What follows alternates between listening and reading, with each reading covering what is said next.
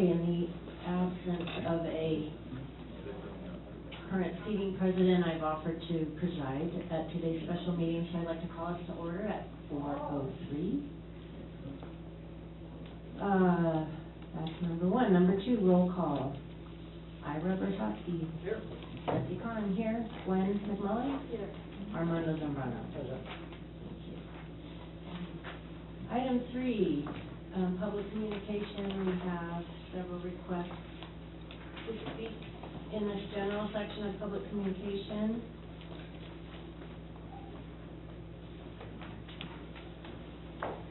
I have some requests in writing. Mark Mariscal, would you like to speak? Thanks for the response from Brian Clark.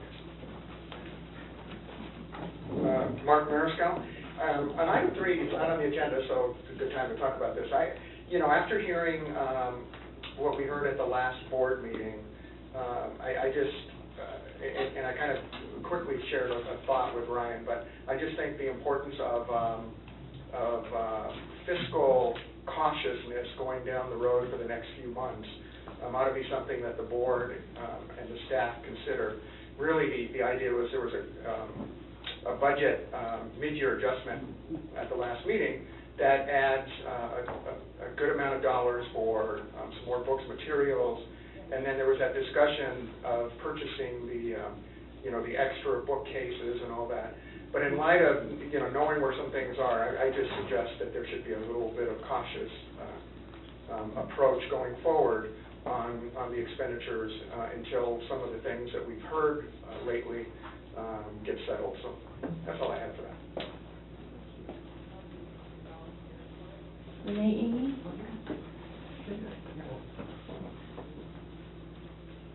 Yes, thank you. I did a little looking, and I believe I'm not mistaken in saying that since Thanksgiving, this board has managed one regularly scheduled meeting. There was a meeting that was delayed, and there have now been 4 special meetings. And as you all know, and I know Ms. Conn has pointed out in emails, every time you hold a special meeting, it makes it more difficult for members of the public to attend. And really, you all went over your calendar of meetings for this year twice and approved it twice, and yet we've only had one regularly scheduled meeting occur on time since Thanksgiving. And what that means is that members of the public are expected to rearrange their schedules basically because you folks can't manage your own. And this is a public agency. You serve the public. Again, you've all volunteered to serve the public. You've agreed to a schedule, to a calendar, and yet you can't do that. You can't manage. You can't make those dates. And that's a bad thing. That's like, if you were in school and you didn't show up to school as much as this board hasn't shown up, you'd probably be put on detention. Not a good thing for the board of a public agency, for one of the most important community organizations, public organizations in Altadena. So I would ask that you stop with the darn special meetings to the extent possible, and I understand that today there's one item that really does require a special meeting, but that you stick to your darn calendar. If you can't, change it, but let the public know. 24 hours notice may work fine for you folks when you've decided amongst yourselves that it does, but for the rest of the community, it's a disservice. Thank you. Thank you. Dale Gronemeyer?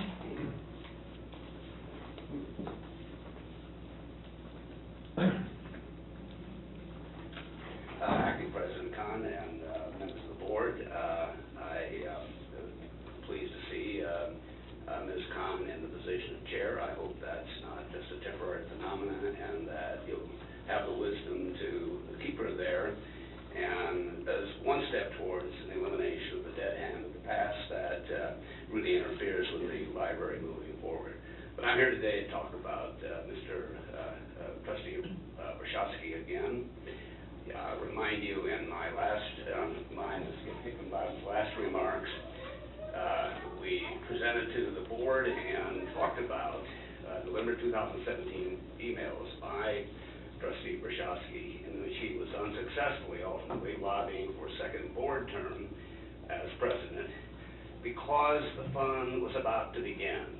And the fun was that the male-dominated majority of the board, a cabal operating kind of independently, was going to begin documenting Ms. Katay's purported performance deficiencies, which frankly were a form of harassment. I want to talk today about Trustee Brashofsky's one of his motivations for his harassment of Ms. Katay. And that motivation is that he is politically biased against Ms. Katay's support of Hillary Clinton and her opposition to Donald Trump. Mr. Brashofsky's right-wing political viewpoint, I would submit to you, is one of the motivations for harassment by Mr.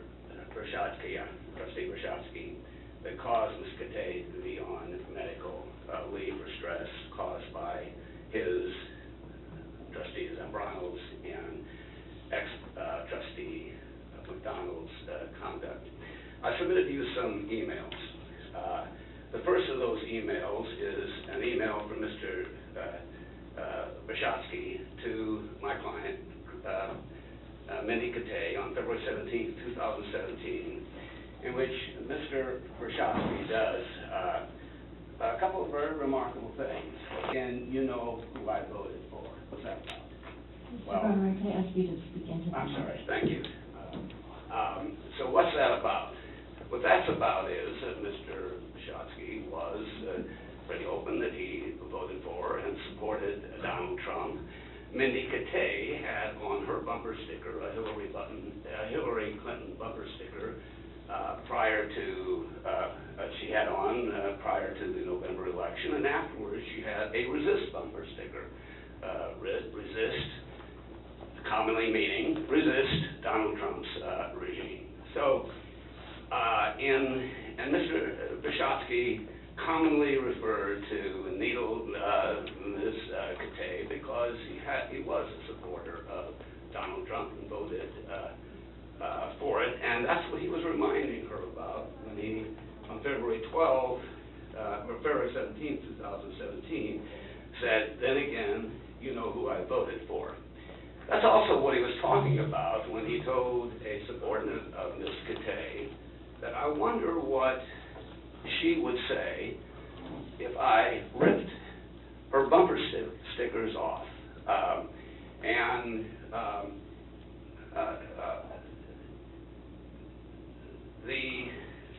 The other thing that Mr. Brashofsky was doing in the February 17th email was objecting to the word that diverse. In this case, it was referring to the diverse was referred to in the context of the revisions of the employee handbook. But then if you go to the second email in the bunch. Could I just ask you, sir, how much time do you need? I was aiming to pretty much get it done in maybe another 1 to 2 minutes. Okay. In the second email, Mr. Trustee Brashofsky on June 16, 2017, upbraids her for including the word diverse in a publication of the week's events in the Altadena Library. And he provides her 6 words that are synonyms for that. Now, what's going on here is simply right-wing political bias, that any talk about diversity in the workplace is an agenda to redress racial discrimination and the sorry legacy of the country on race. And Mr. Brashofsky, like Mr. Trump, is expressing those racist views in his emails. So, to wind things up,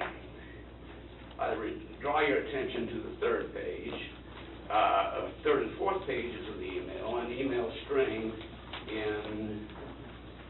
back in February of 2017, where Ms. Katay objects to Mr. Brzezinski's constant injection of his politics into the workplace by saying, this is exactly why I do not respond to any of your comments about who you voted for or your politics. I believe that is the best policy no matter who, I believe that is the best policy no matter who's on the board or who their politics are.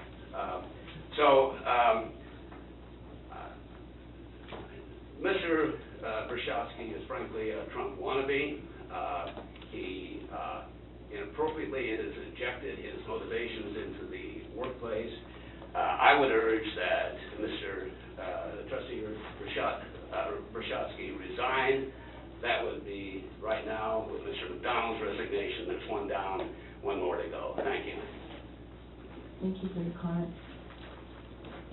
I'd just like to remind us all that our goal is a 3-minute time period per comment, and I'm watching the clock, but if you need a little more time than that, I will let you have it. I believe that's all we had for item number 3 as far as public communication. I can turn one in. Oh, I'm sorry, I thought you were for number 4. What's item number 3? I'm sorry. Item number 3 is... Item number 3 is general public communication. I believe you had one about the legal RFP, Yes, is that right? that's Yeah, that's correct. Yeah. Okay, then I believe we can move on to our new business. Item 4A, the resignation of board member McDonald, whose resignation letter appears in our packet.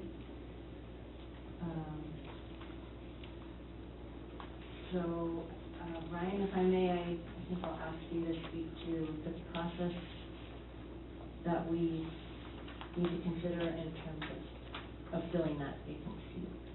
So we have an outline that we follow, and Kylan knows the outline by heart, I'm sure. There are several steps that we go through in terms of notifying the county.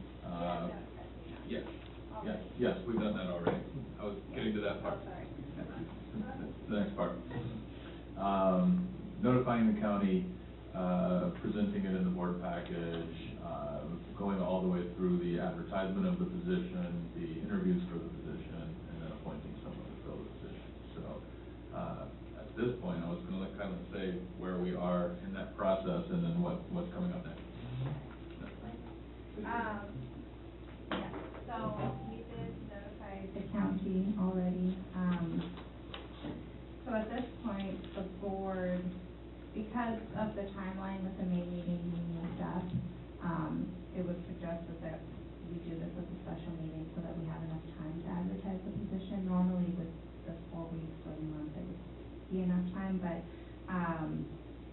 waiting until the April regular meeting would not have given us enough time. So you guys can approve to announce the open position and advertise for it.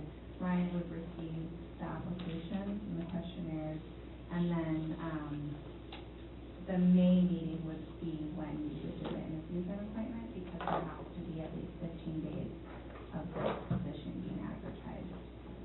And it still fits within the timeline because the appointment has to happen within 60 days.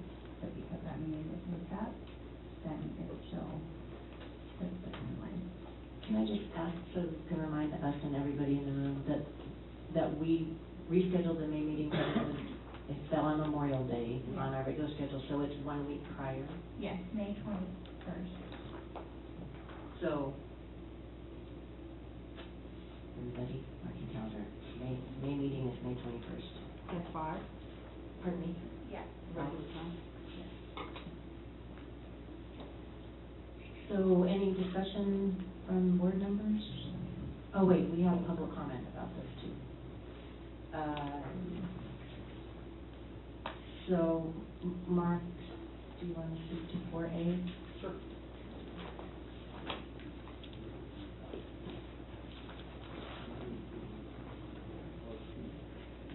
Mark Mariscal. So again, board, I just want to remind you of the fact that you don't have to fill it by appointment. I mean, you can hold it and let it go to the special election, where the filing is in July, maybe, I think, somewhere around there, or maybe September, but for the November election, that's one choice, so that is something you could discuss if you wanted to.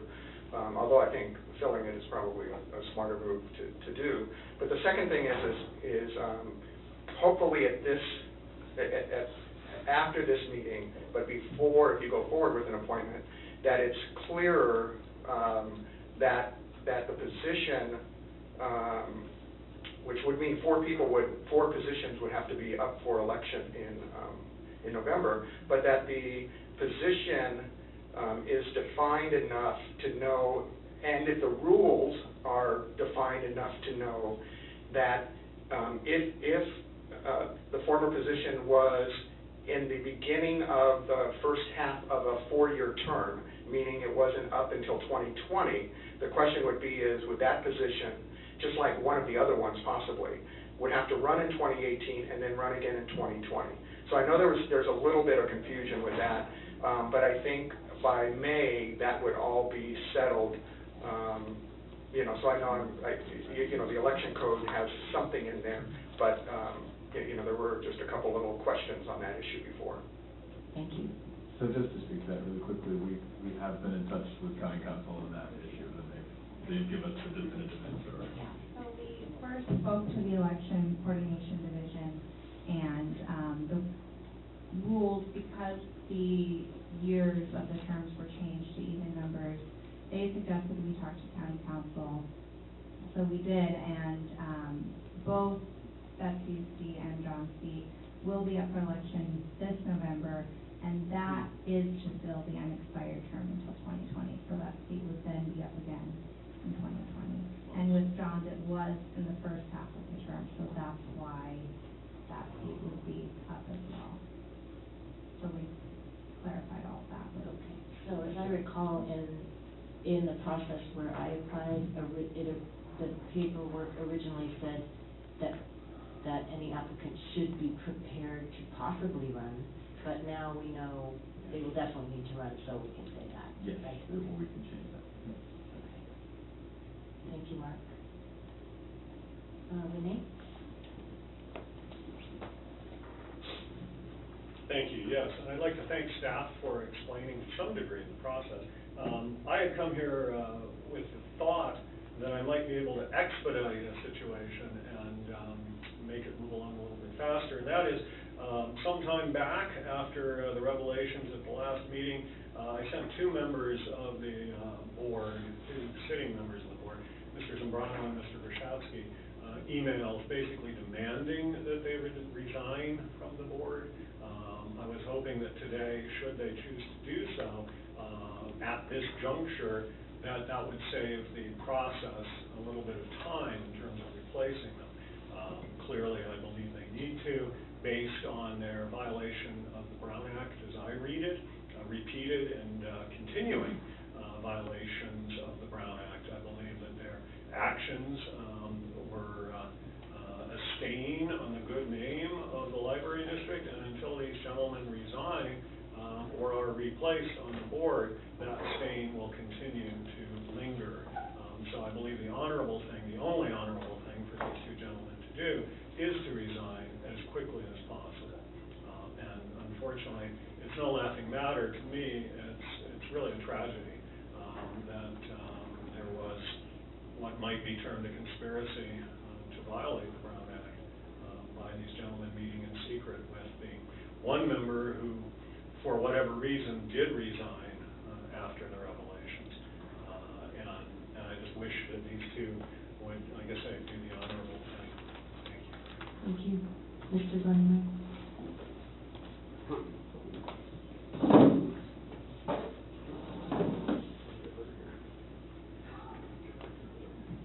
So not unsurprisingly, I'm in accord with Renee Amy's suggestion.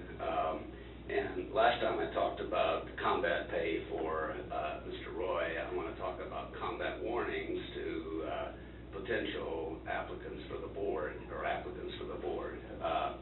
And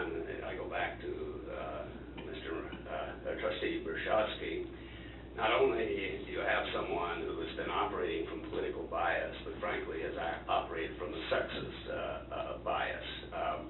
Anyone who would tell a woman or tell another woman that he's going to rip, even suggest he's going to rip the bumper stickers off of a woman's car is at least getting awfully close to the line of being sexist and threatening sexist violence because he's bigger than the woman. But there is a history with with Trustee Brushatsky.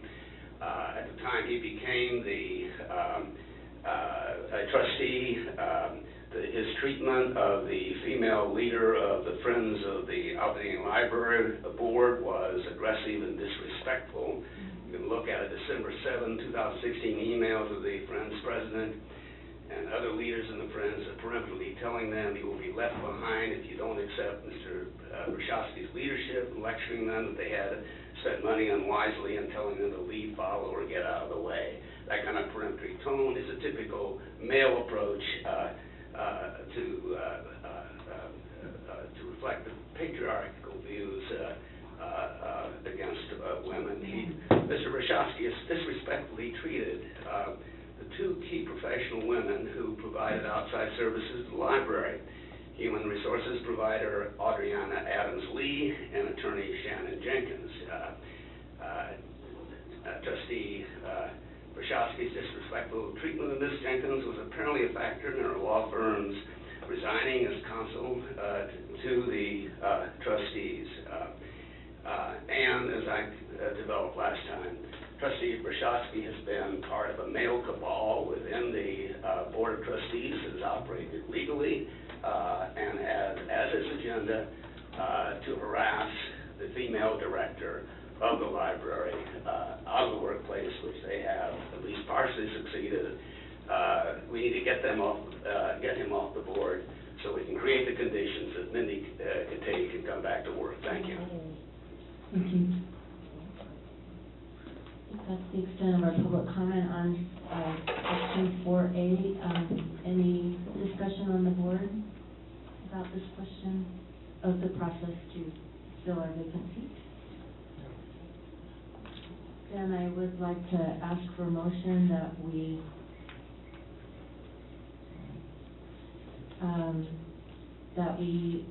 approve the advertisement of the open board seat according to the process that Ryan has outlined.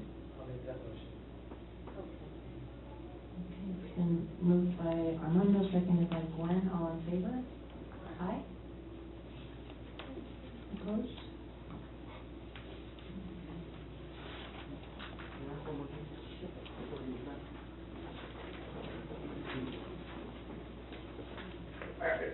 Thank you for giving me back 30 more seconds. But so moving forward, though, although Renee talked about not having a lot of special meetings, you might just have a quick discussion right now, because you probably have the right to do it, it's still on the agenda, that you don't need to wait to the May 21st meeting if you think, or you again look at possibly starting that meeting, or having notice that meeting might be longer because of candidates or something along those lines.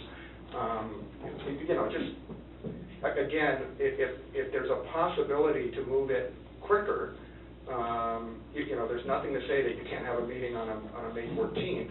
Something to consider because it's really for the interviews, and then it doesn't take away from the other items on your general meeting. So I think it might be something worth discussing before you leave item 4A to go to 4B, but that's your choice. Can I just ask, so you're suggesting that we consider the idea of having a special meeting just for the purpose of... Yeah, I will say in my, when I was on the board, we probably had a special meeting specifically for that, only because, again, you go through the candidates, and you went through the last process, you can see that took an hour and, 20 minutes or something for all of that interview. The idea of your general regular meetings are to really just deal with the normal business, and hopefully you get through that for all the people on there. And those people that have an interest, there's a lot of people following the agendas now. I mean, when this thing got posted yesterday, I saw 2 emails from people, you know, from the public, saying, hey, there's a special meeting. So there are people watching, you know, a little closer to what's going on. I'm just suggesting that you have that opportunity, so don't let the item pass right now without having that discussion, because it might be something that might be helpful. But again, it really depends if you can have all of you at the meeting on a day that you don't normally meet. I like the idea of coming back on the 14th for that reason, so we can handle all the interviews and then set selection. So I don't know if anybody else shares that same idea. If we did 5 o'clock on May 14th, which is the week before.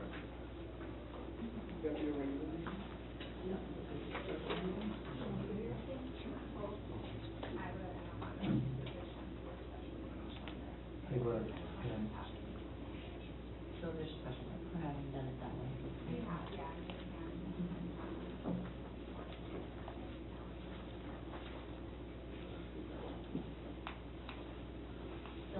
So it sounds like it's a possibility, but we don't all have the ability to check our calendars right now. Gwen can't do it? Thank you, Mark. Okay, so I think now we're done with 4A.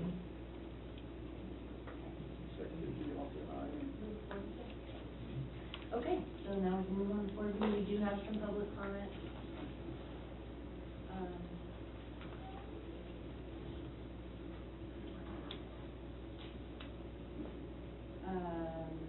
So can I ask Mr. Goldschmidt, would you like to speak to 4B, which is the consideration of an approval for dissemination of an RFP for legal services?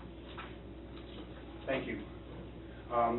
This kind of breaks my heart. I hate to see money being spent on legal services, particularly if they're used to cover the rear of the people who colluded against Linda Katay.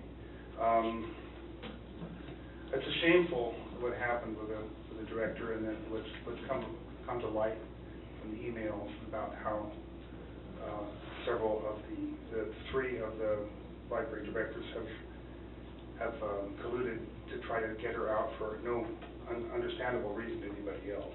She was awfully good for the library.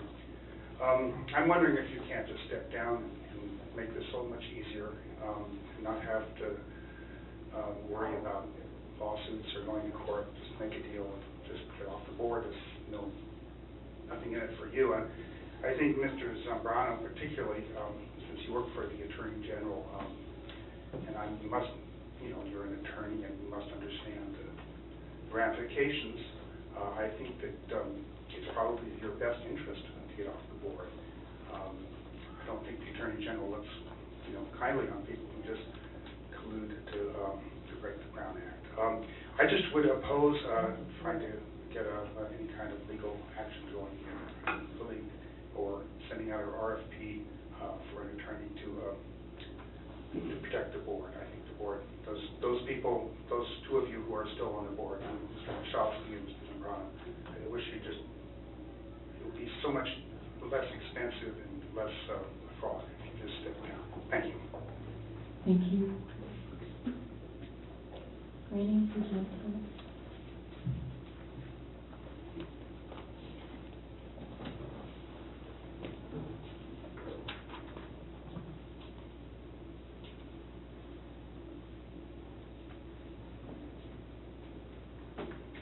I'm not sure I understand exactly what this is.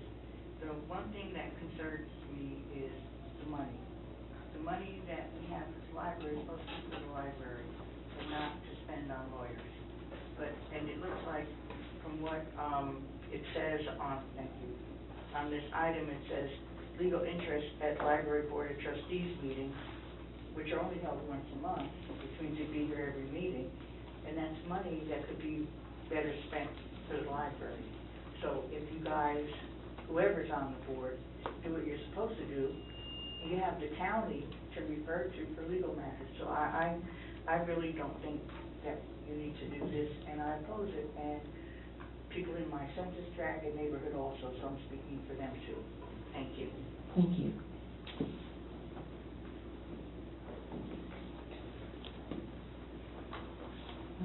Marty, do you want to come up again?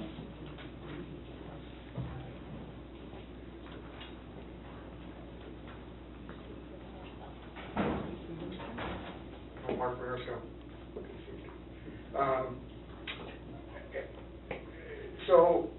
So again, I think the discussions that have taken place over the last couple of meetings, and then even back in last fall, there's no question that legal services are needed. And I think, one prudent approach is you send it out for an RFP. And, last meeting, it was almost, or 2 meetings ago, whenever it was, almost a vote to just pick one of the two groups that had been brought forward by one of the trustees. So I think the idea of trying to go through an RFP process is good. I will say that you can go for the RFP process, and you don't have to make a selection. So I think, if there's any doubt that, is there some exact services that you want? Because there are some things maybe at times that the county can't do in its expertise, that an outside special counsel can do. And I will say, when Trustee McDonald talked about that, there might be a couple of items that the board might want separately. And I think that might be what could be laid out with this. So I think when you have your deliberations before moving this forward, you could do that. But what you would then possibly need to do, because this is a quick turnaround, you're asking for RFP to hit the street, and then 1 week later, I believe, if I'm correct, Brian, I think it's 1 week later, your dates are for something to come back. 2 weeks? Let me just find that. I know it was in here. So release is April 13th, and deadline for submission is April 20th. So, that's like you're going to release it. That's the deadline for the written questions. For submission of written questions to the authority. Proposals due on April 27th. So 2 weeks, and still, that may or may not be enough time, so thank you for that clarification. And I think I've said it before, whatever happens, you should be asking county council to make sure that they might want to bid on all these items in here too, even though they're your fallback and they legally have to be a fallback, but, maybe under a bid process, certain areas of it, they might job it at 300 versus 350 or whatever it is. Just something to think about, but it could be that you might need, unless you think this is enough time for an RFP of the 2 weeks process, you might extend each thing a week more or something along the lines to give you some time to really have a good RFP and then be able to answer any of their questions of, is there something very specific in there? Because, in here, it's got the whole slew of items. So, something to think about. Thank you.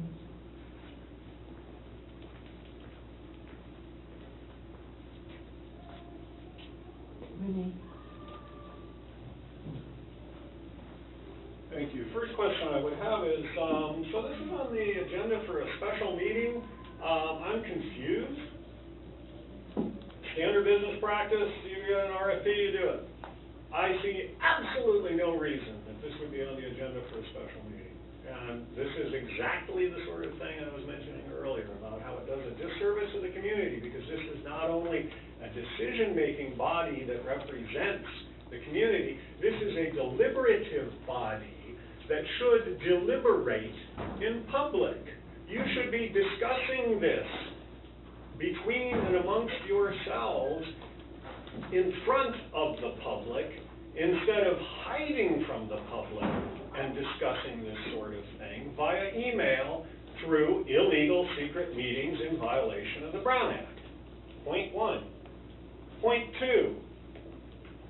Before you today is a 5-page RFP created by staff. Before this August board on October 24th of last year was a 10-page RFP proposal, a draft. Each of these is drafts. 5 pages today, 10 pages last time around.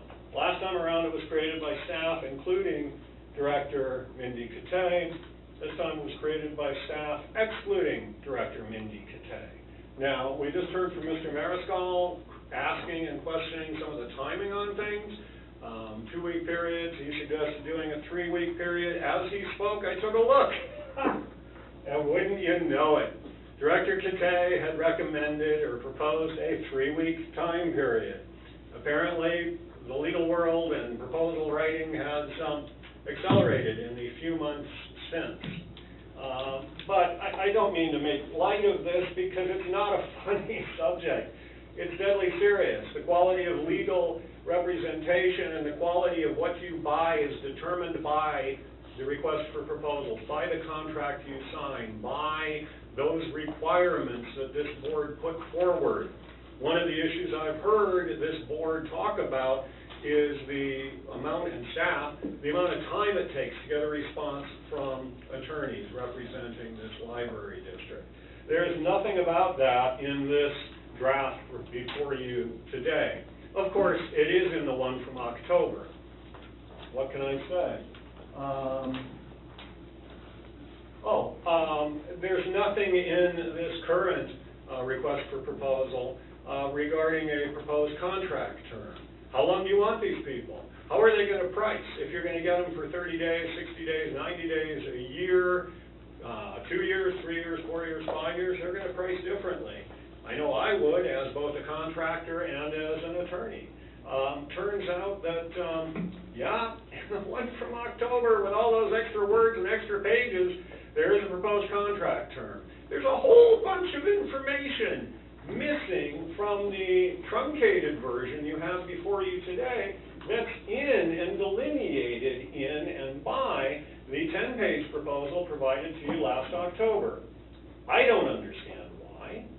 I don't think anybody in this room understands why. And I think that before you adopt or approve an RFP, you very closely, carefully, and considerately look at all these issues and ask yourself, why use the one before you today versus the one presented to you by staff back in October? What has changed? And make sure that you know the answers to those questions, because it will dramatically impact the quality of services that you provide, or are provided. Thank you. Thank you. Mr. Brennan. Thank you.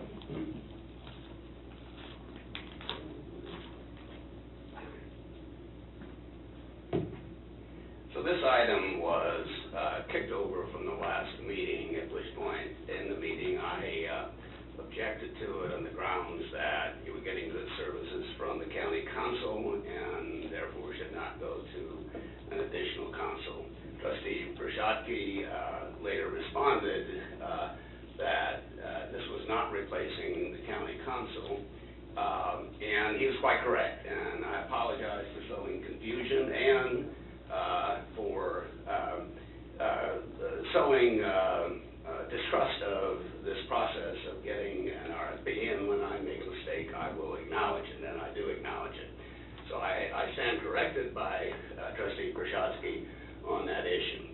I think you do need to understand why this is on the table, and I now have a better understanding of it thanks to Trustee Brzezinski's correction. It's on the table because what happened in leading up to, right before the admittedly illegal board meeting by this board. It's admittedly illegal because the county council advised them that the October 23 meeting was illegal, and the board then acted to correct that illegality.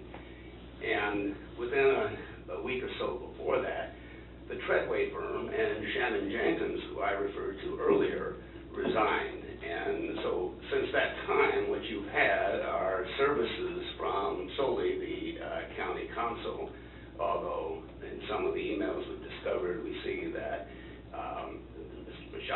Trustee Brzezinski indicates he's going out to attorneys to get advice from some undesignated attorneys on the Brown Act. I do think that the Treadway firm was performing useful functions for the board. I don't know whether the county council can handle all those functions, but to the extent I was sowing suspicion about this process, I retract that. And I think it is. I think that the Treadway firm was performing useful functions at the same time that the county council was available. So I'm in a somewhat unusual position of supporting this when many people I agree with it. On other issues, disagree with it. Thank you. Thank you. Mr. Lamb, before you step to the mic, can I just ask, because I got your notice. just, and it sounds like, the subject of your request isn't to do with this particular This particular topic? thing. It will, That's okay, others. then go ahead. Hi, my name is Steve Lamb, and I was very privileged and very happy to serve on the library board for a decade. You know, this library is excruciatingly important in the community of Altadena. It's the last time the community actually ever came together to build something. And I grew up here, I spent my whole life here, and it was amazing because Oscar Werner and Edna Smith, who basically ran the two factions of Altadena in the 40s, 50s, 60s, and 70s, and who hated the sight of each other, actually put everything aside to work together to build this library. And to the end of their lives, and I knew them and spoke to them in the last week of each of their lives, the only good thing they would say about each other was actually working together to build the library. And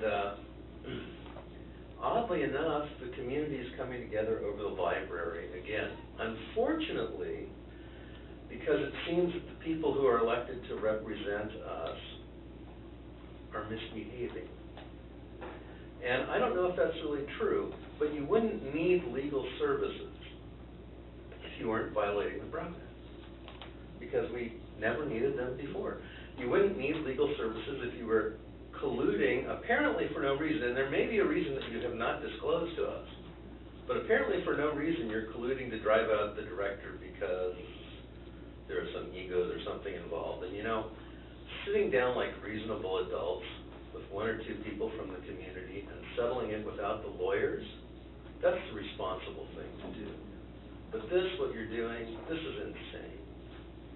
You don't need an outside attorney. You need to just grow up, put your big pants on, and behave like civilized adults.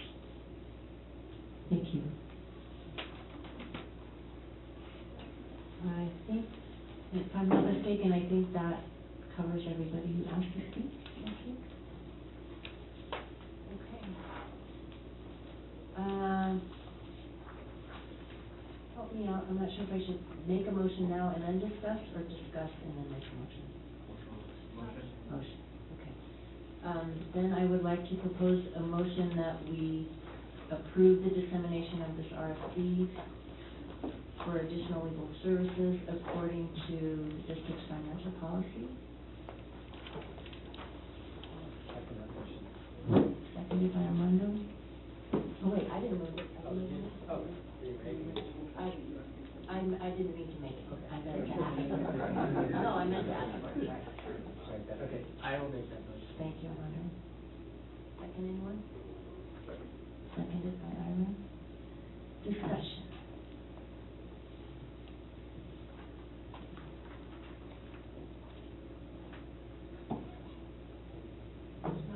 Anybody, say anything, please.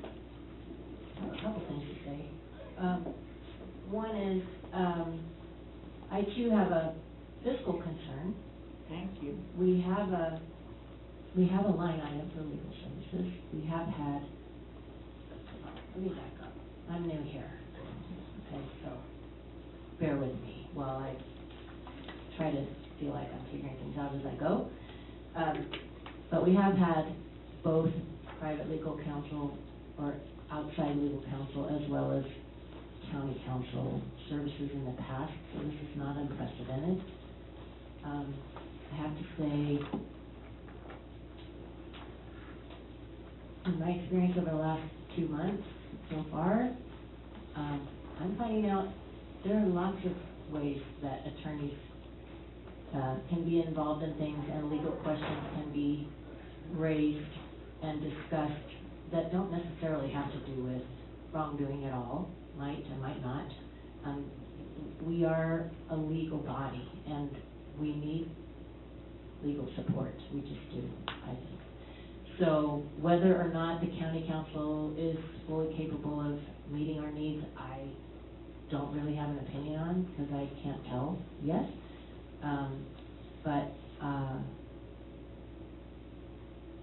But I do feel like we do need legal support. As far as the fiscal impact, I'm I'm gonna be looking very closely at the responses of applicants as far as their, their billing procedure, their rates.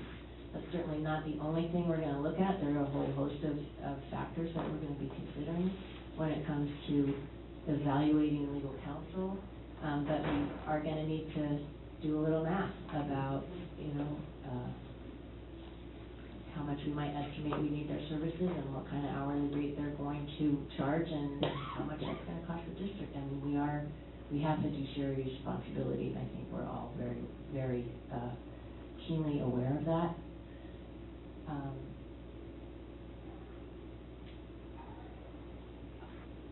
There was something else that I forgot, I'm sorry, but I did wanna just point out that, I also had a question about response time, and there is a question in this RFP about, describing the mechanisms to ensure timely response on number 7, and identify the response time that the library can expect. So I do think that that's a legitimate criterion that we would, want to use to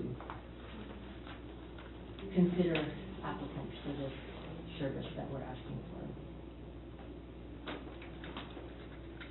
Anybody else have any comments? Right, we have had legal representation, and it hasn't just started, right? Oh, that's okay. It's on. Just have to get closer. It's on. But we have had legal representation, and as well as county council. And so it is something that we need to look at, and the financial impact of it too. And I think that possibly, I was looking at the time frame here. It is possible that we should leave it out for at least 3 weeks, but I'm not certain if that's gonna make a tremendous difference, but it just might.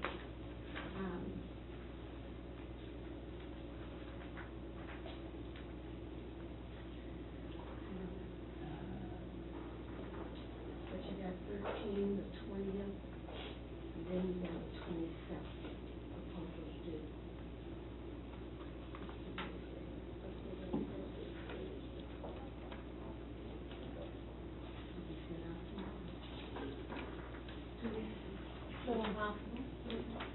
So Ryan, if, just hypothetically for the moment, if we were to add another week onto the application timeframe, where would that leave us in terms of amount of time to deliberate over the applicants and then be ready for a decision at the May meeting?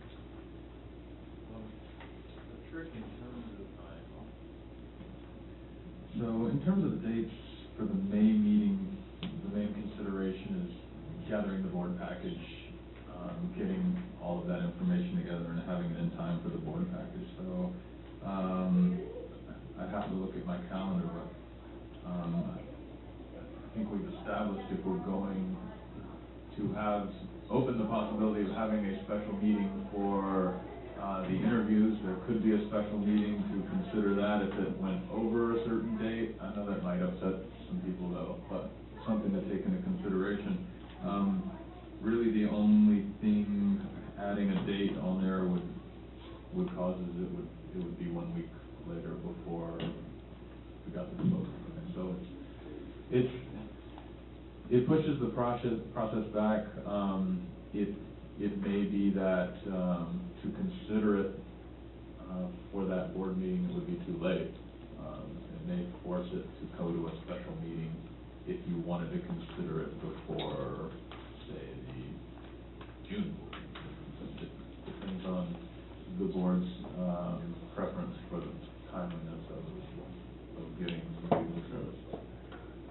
So it sounds like one devil's bargain is buy extra time in order to have a more robust process by which to collect applications, but at the risk of possibly having to schedule another special meeting to consider them. We're doing it the next regular meeting.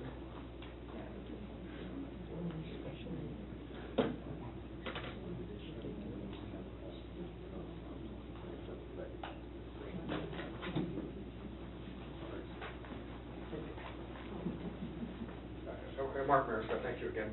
I think if you're looking again at the date of April 27th due and bid opening, if you're actually opening it on the 27th, and I don't know what day of the week that is, the top, is that a Friday? Yes, yes. Okay, so, but I know May 4th, I believe, is a Friday, right? So basically, you're saying you're gonna get them on a day, on a Friday, and you're gonna open them on that day, and then spend a week to recommend the award, and then you have a whole nother week to then theoretically write it, which might be May 11th, and you're still talking, that's for a May 21st meeting. So I think there's that little bit of play time in there, you know, I don't mean playtime, but I mean, there's some time to play with adjustments that if you did do, as suggested by Gwen, you know, that you allow the submission of written questions to be a couple more days later in the next week, and then you did the responses, and then you made the proposals due on May 4th open. You know, then you still have 17 calendar days, of which there's probably 10 or 11 work days in there. That you know, if you back up the 72 hours needed to actually get it out, so that you have to have a board package, let's say, ready by Thursday morning, realistically, or the board proposal, which is then like May 16th. I mean, you theoretically have 12 days, 12 calendar days, of which there's 8 work days in there to write that report, based on, if you know, opening it all up. So it's doable. But again, if you miss it, I think as Ryan said, you consider a special meeting.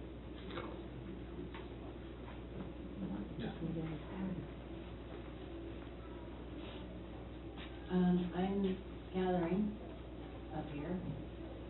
At this end of the table, thinks 2 weeks is fine. I think we can do it. Let's see, what we got, if we have time that we can extend, but, I think, as Mark explained, there is a process, and with enough time for the staff to be able to, go through them and make a recommendation. So I'd like to keep it as, if it gets issued out tomorrow, the 13th, then the proposals get open on the 27th, and then the 4th is the date that the recommendation starts forward, so keep it as is. Okay. So,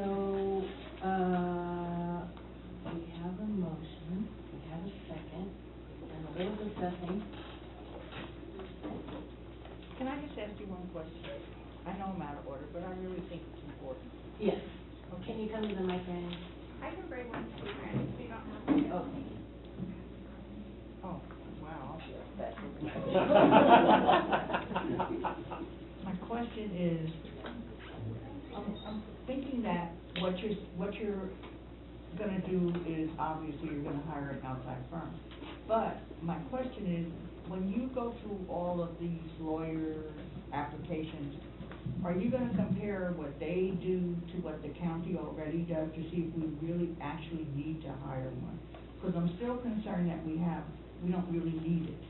Because all the things that you list in here, the county already does. So I guess my question is, when you look at what they're gonna do for you, is it like a duplicate of what the county already does before you do it? Do you know what I'm trying to say? Yes. Okay, good. Why, your question is, why are we buying something that we already have? Exactly. You don't need to get somebody for one or two things. If I might interject and throw out a question. Can I just try to clarify where we are before we try to move forward? I have to tell you, I don't know the answer to your question, but I think that for my part, reading this RFP process gave me a lot of confidence that this is going to be a process with a lot of very detailed scrutiny and a lot of concern to exactly the question that you're asking, because I have the same one. I have the same question, and I'm kind of waiting to sort of have that answer come through the process to be able to know whether or not we're getting what we're buying what we need and we're getting what we paid for. it breaks my heart to buy anything but books. I mean, I hear that concern. But again, we're a legal institution with legal obligations, and we have to feel confident in the work that we do to make sure we're doing things legally. So, personally, as a new board member, I feel like I'm not going to be able to do this job unless I know that I have access to someone to ask these questions when I don't know the answers. Who is the right person to do that? That's what this process will help us find out. Any other discussion from the board? If I might throw out one point, just real quick. Okay. Mr. Lamb here is famous. I think he's one of the people who says the devil is in the details. There's really very few details in this particular RFP. There's a huge number of them in the October 24th RFP that apparently you folks don't have before you. My concern as a taxpayer and a constituent is that among those are very detailed aspects in terms of insurance requirements and similar items that they must attest to. That is not in the current RFP. For some reason, it's missing. I don't know why. You folks probably don't know why. And the devil, again, is in the details. If someone comes back as an attorney and says, you never asked for that, we're now going to have to charge you double because you didn't ask for it, what are you going to do then? Thank you. Brian, could I just ask you to give us a brief idea of how this draft came about, just so we know? Just so the public knows, I do have the draft, and I was tasked in the last board meeting with drafting this RFP. I basically worked through this process with county council and allowed them to guide the fact that I had everything in there I need. I allow for the fact that I am not an expert at writing legal RFPs, so I worked with our attorney at county council to make sure that the wording was where it needed to be, and she signed off on it before we put it in the board package. Thank you. Thank you. Are we ready to vote? Yes. So, Could you read back the motion? or I could, Motion to approve the dissemination of the RFP provision. Can't hear you. so, let me, because I added one little phrase to what's on here. So, it's been moved and seconded that we approve for dissemination the RFP for additional legal services according to our financial policy. All those in favor? Aye. Opposed? No. Motion carries. Yes, sir. Okay, there being no further business to come before the board, the meeting is adjourned at 5:02.